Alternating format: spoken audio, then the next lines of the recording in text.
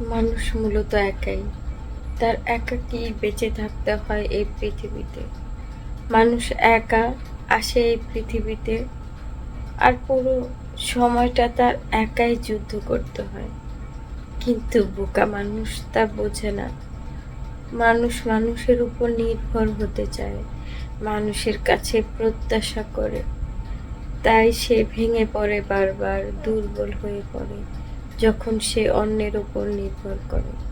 আর যখন সে তার রবের উপর নির্ভর করে, মানুষ থেকে প্রত্যাশা ছেড়ে দেয়, তখন সে হয়ে ওঠে অনেক বেশি শক্তিশালী। তার ঈমান তাকওয়ার জোরে তার মনের ক্ষতগুলো সেরে ওঠে। সর্বদা রবের উপর ভরসা রাখবেন। যুগ যুগ ধরে যারা আল্লাহর অসংখ্য পরীক্ষায় মনোনীত হয়েছিল, তারা কিন্তু এই দুনিয়ার লোভ লালসা, এই দুনিয়ার মোহ, এই দুনিয়ার জীবনের যে চাওয়া পাওয়া, সব কিছুকে নগণ্য করে আল্লাহকেই বেছে নিয়েছিলেন। ইব্রাহিম আলাইসাল্লাম, তিনি তার পুরো জীবনটাই পরীক্ষা দিয়ে কাটিয়েছেন আল্লাহর সন্তুষ্টি লাভের আশায়। তিনি কিন্তু এই দুনিয়ার মোহ মায়ায় আবদ্ধ থাকেননি। তার অসংখ্য বছর পর যে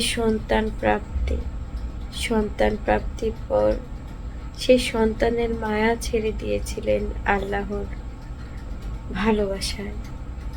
আমাদের জীবনটা হওয়া উচিত আমাদের রবের ভালোবাসায় কাটানো। প্রত্যেক মানুষের জীবন ছক, জীবন চিত্র ভিন্ন ভিন্ন। কারো জীবন কেটে যায় সুখ স্বাচ্ছন্দ্যে। আল্লাহ তাআলা যাদেরকে ভালোবাসেন তাদের জীবনটাই চ্যালেঞ্জিং।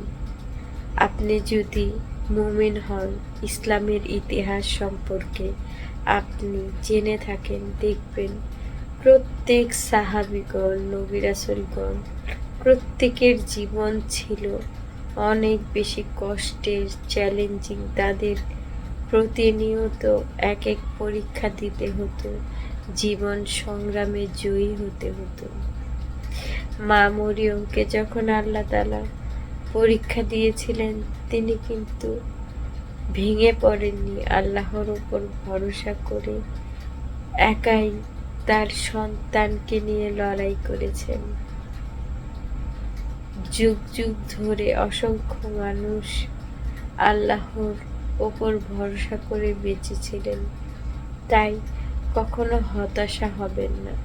পৃথিবীর কেউ আপনার পাশে না থাকুক, পৃথিবীর কেউ আপনাকে ভালো না বাসুক, আপনার রব আপনাকে ঠিকই ভালোবাসে।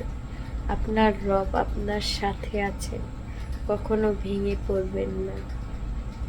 আর মানুষ নামক প্রাণী আপনাকে দোষ ধরতে ব্যস্ত থাকবেই। মানুষের কথা কানে দিতে নেই, মানুষের কথায় ভেঙে পড়তে নেই। আপনি এই পৃথিবীতে এসেছেন টিকে থাকার, লড়াই করার জন্য। আপনার এই যুদ্ধ একদিন শেষ হয়ে যাবে। শুধু ঈমানটাকে মজবুত করুন, জীবনটা সহজ সরল হয়ে যাবে।